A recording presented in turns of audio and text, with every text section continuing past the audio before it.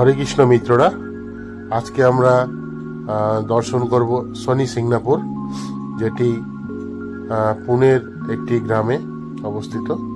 শনি সিংনাপুর সত্যি এখানে একটা জিনিস দেখে আমি অবাক হয়ে গেলাম।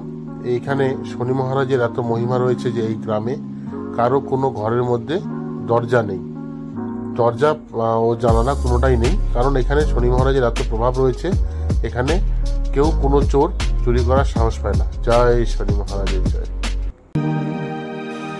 नीलाञ्जन समाभासं रविपुत्रं यमाग्रजं